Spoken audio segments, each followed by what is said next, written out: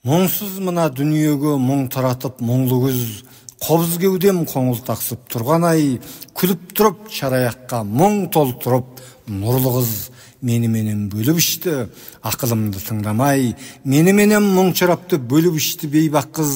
Бұл керуен қайда жетіп тоқтайтынын ұқпадым, жанымыздан жапырағын шешіп өтті жайдақ күз.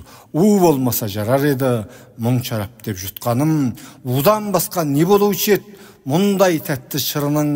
Сосын шығар қобыз кеудем сарнап кетті тоқтамай, түсініксіз болса дағы қыздың айтқан сырының астарынан мен отырмын, ештемемді жоқтамай. Бірақ бүтін қалған ештемем жоқ білемін. Оны қойчу, өзі де бір керемекен сезімдерден тұратын.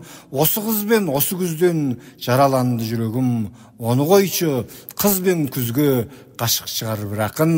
Қыз бенен күз мен бар және уға толы тостаған. Толғау,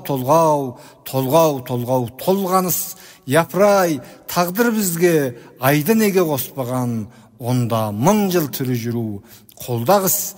Әттеген ай өкінішті, күзде кетер күңіреніп, көшін тартып ілгері. Кеудемдегі күмбір күйді сосын кімге тыңдатам. Қыз да кетер қарай, ағытылып ілгегі. Дүниеде жырлайтұғын басқа не бар?